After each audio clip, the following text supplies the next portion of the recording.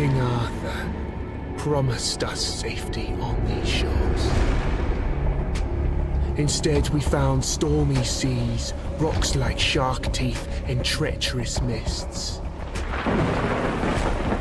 Those few who managed to land will be set by hunger, cold, and nightmares born of weirdness.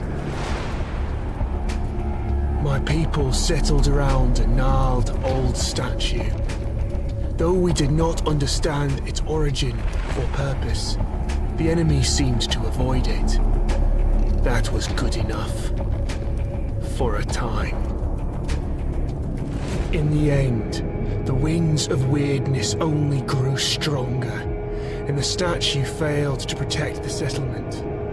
There was fear, despair, and then nothingness, as reality melted around us.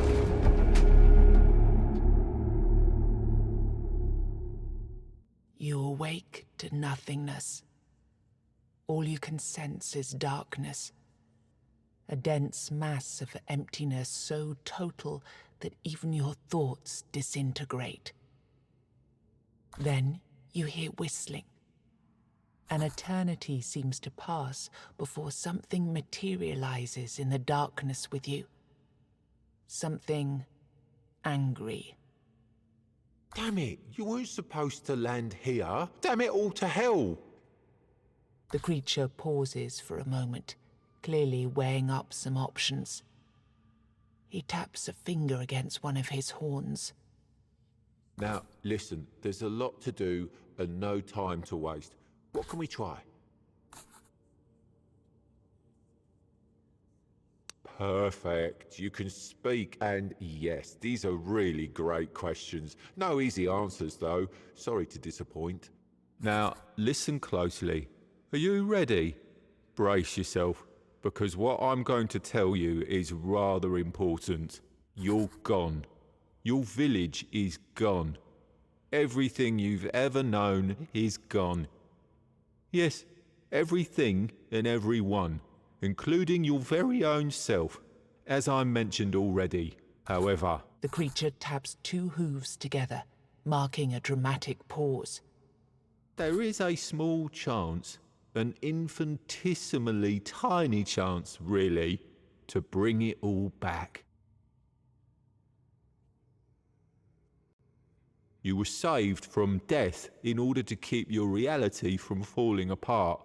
But, well, it's not going to be easy. First, we must ensure that you're in good enough condition to actually do anything. Which brings us to the problematic part. Your body. You squint down at your feet and hands in the darkness. They seem perfectly fine. Oh no. Oh, goodness me, no. That's just an illusion. I had to get you here somehow, didn't I? Otherwise, you'd start talking about the afterlife and whatnot. And this, my friend, is not an afterlife. This is a total mess. But let's see what we can do. Here, this little trick should get us started at least.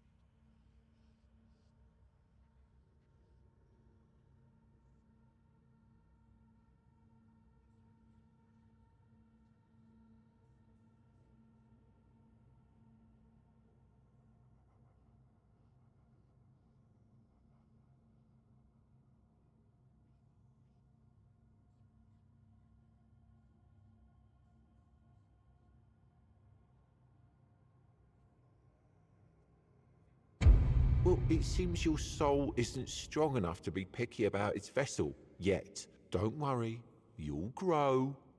Now, we need to see whether my little trick actually worked. The goat weaves his fingers in an intricate series of gestures. With a final flourish, he conjures a terrifying creature into the emptiness. Aha, here we go.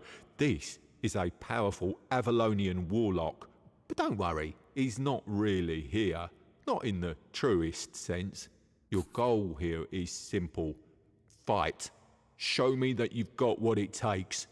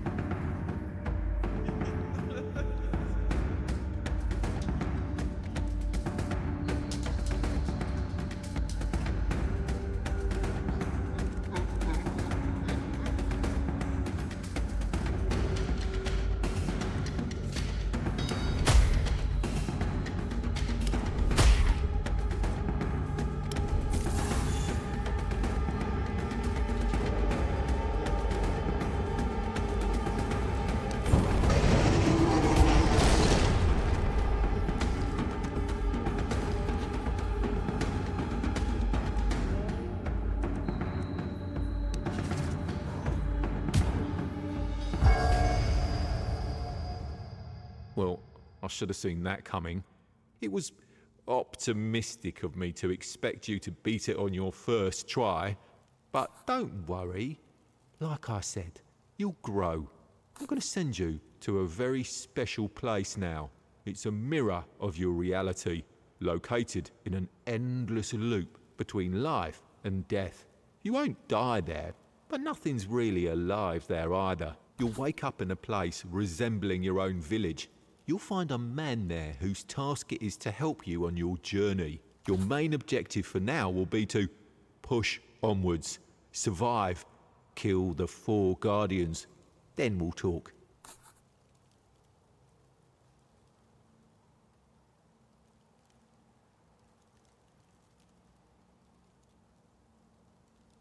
Listen, it's been 4 years since humans landed on these shores. 4 years of strife, fear, and hunger. At least that's what you tell yourselves. And 4 years of war you were destined to lose, because even the mightiest human wizards are no match for the Avalonians. Seeing your expression, it makes an impatient grimace, stepping from one foot to the other. The war you brought here? Well, it wasn't exactly going in your favor. But then that wizard, Merlin? Well, he had an idea. Your king, Arthur, he had another brilliant idea. Both stubborn mules, both playing with powers they didn't understand and were never meant to understand.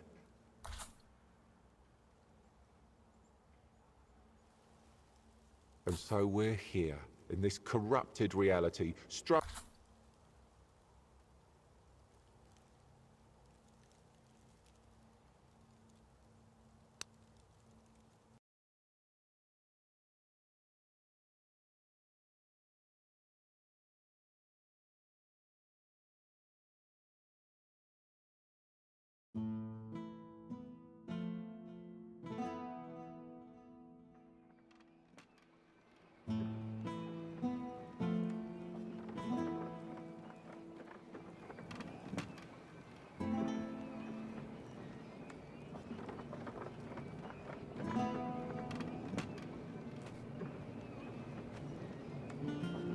Right now, this building is an abandoned ruin. However, during your travels, you might find someone who'd be willing to settle in here and help you with your quest.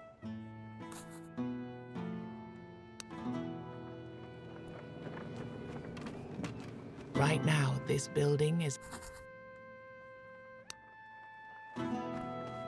Right now, this building...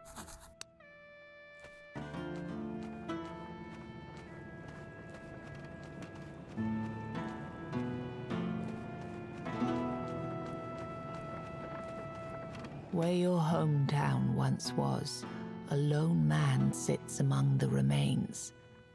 He doesn't notice you. Only when you walk right up to him, he turns his blank stare toward you. It's not my farmhold, is it? I'm from up north, the land of fog. I don't know what happened. At least that's one thing you have in common.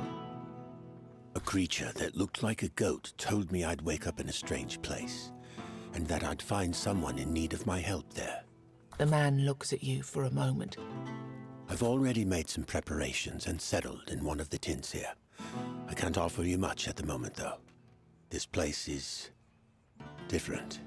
But you? I've seen an enormous creature out there. A column of stone.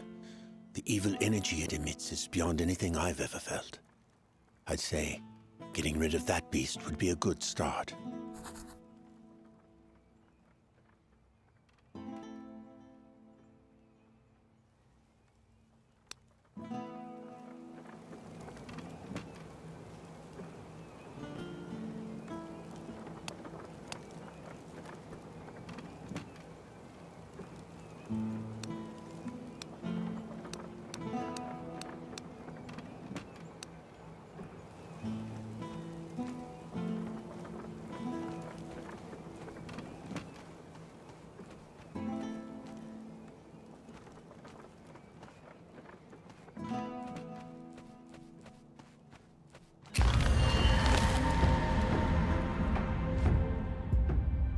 Good.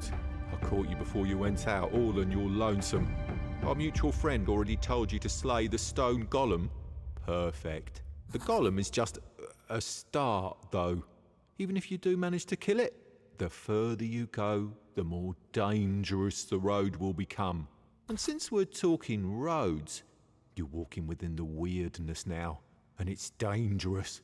Take these candles, light them up, and try not to let this damned fog close around you. Got it? Oh, and before you face the golem, look around the area. There's a blacksmith nearby who might be willing to join your village. Finding people like him will be crucial for your survival. Each one will be helpful in a different way. And with that, I'm out. Good luck.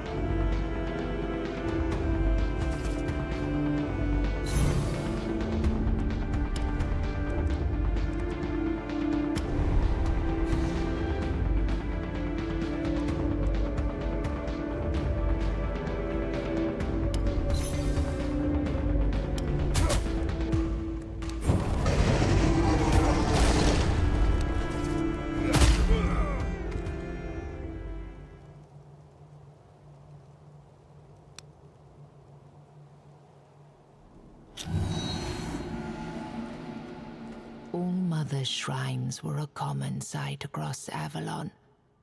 Despite their grim existence, settlers were grateful to the goddess, and they had good reason to be. For every 10 people who set sail for Avalon, only 4 would reach the island, and only 1 or 2 would survive the first year. The shrine has faint traces of power lingering in the air. A priestess materializes out of the weirdness and asks what it is that you're looking for.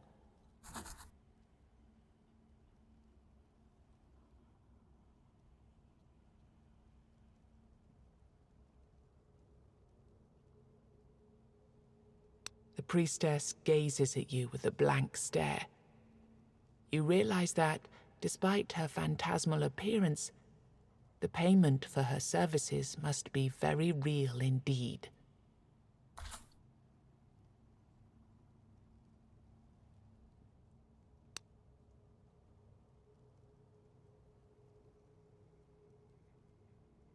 As you try to force the priestess to comply with your will, she begins to speak.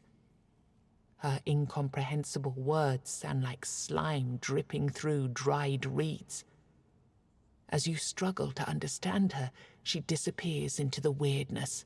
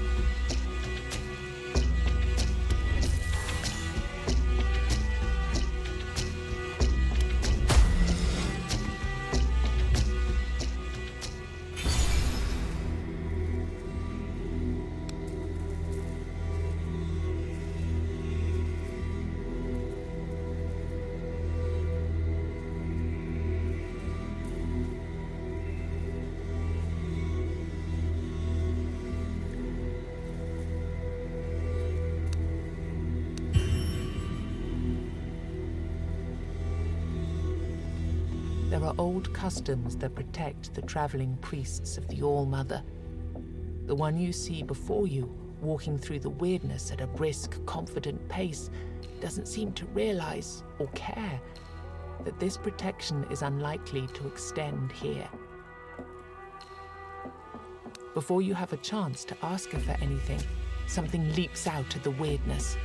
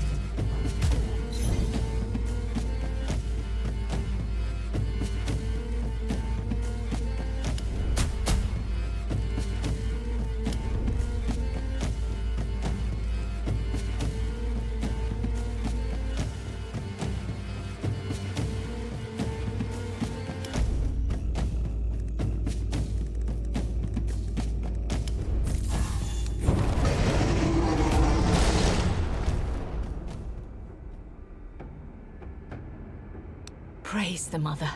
I'm glad you're here. I want to settle this once and for all. If All-Mother is still with us, she will protect me. If not, I'd rather die anyway. Now let me be on my way and you go on yours. With my blessing. Reluctantly, she reveals that she went into the weirdness of her own free will. Ever since we landed on Avalon, I've seen so much evil. Men killing each other for a slice of bread. Parents drowning their children so that their cries don't draw a weird spawn. It's so hard to believe the Mother still watches over us. I'm on a pilgrimage, trying to visit all of the shrines raised throughout these lands in the name of the All-Mother. You realize that with the world being in constant flux, stuck between various times and realities, her pilgrimage will probably never end.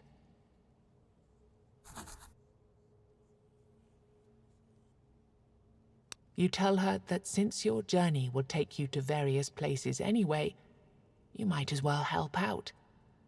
You can see that she's exhausted but grateful. Here, it's an incense blessed by the High Priestess. Use it to perform a ritual at all of the All-Mother's altars you can find, and hope that, in time, we'll be able to purify and shield them from corruption.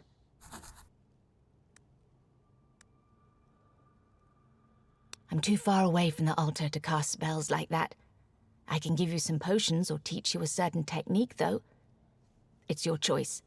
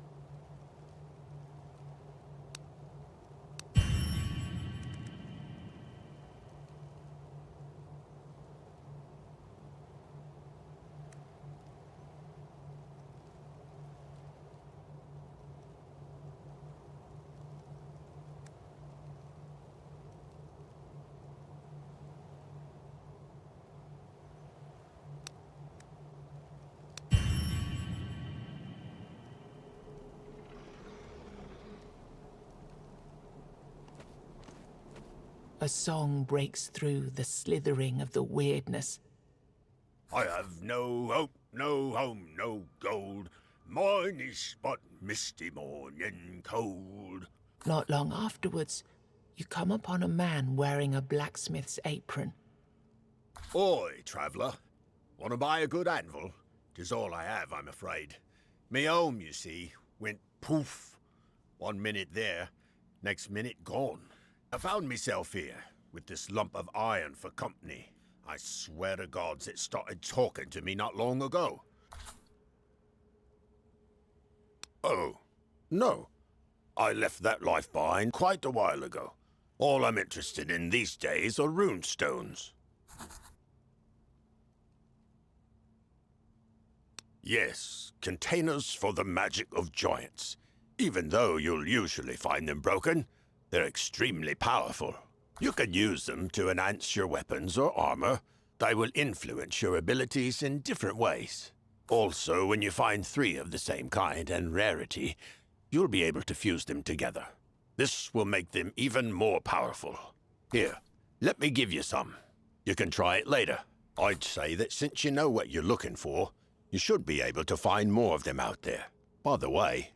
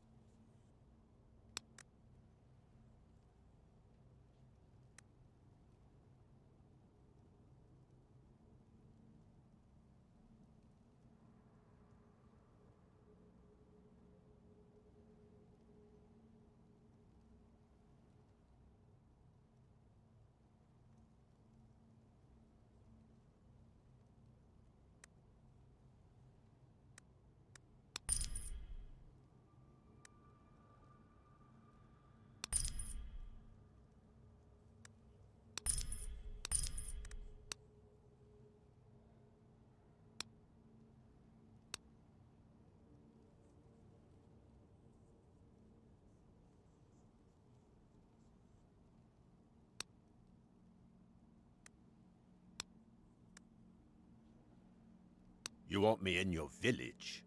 Well, you must first prove you can take care of yourself. Kill 10 bears and...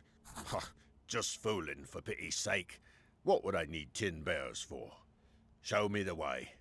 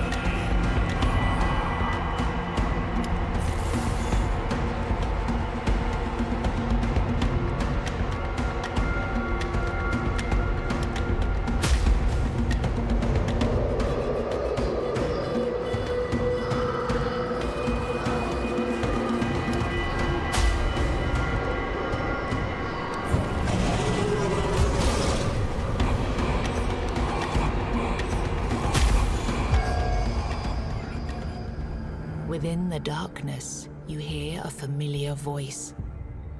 Finally. Now we can start the cycle of proper rebirth.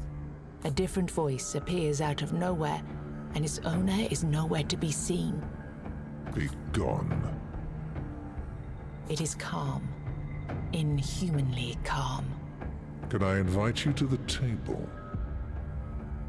You see a hooded figure waiting for you by the table.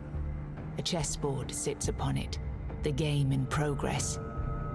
As you take the free chair, you realize the creature has no face, A white skull leers from the shadows of the hood, a human skeleton draped with robes. I admit, I'm not used to showing up in person whenever people die. That's too much hassle, with adjusting my presence to your current imaginations and whatnot. But let's say that your case is special.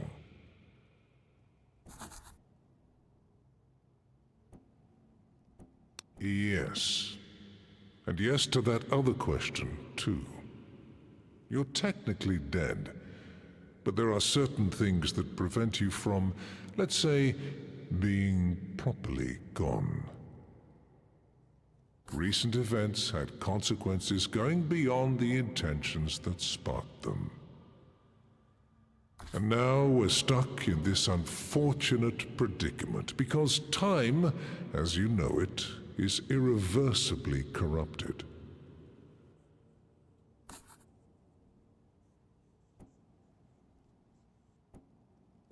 The past and the future are happening at the same time. All that you see is an echo of things that already happened or eventually will, presented without inherent sense, without purpose, without any logic. You see 4 figures on the board changing shapes into forms of beasts, and a moment later, they dissolve into dust. You must slay the Guardians and keep slaying them until you reach the source conjuring them out of the weirdness. Their deaths will make you stronger. This will lead you to your destination.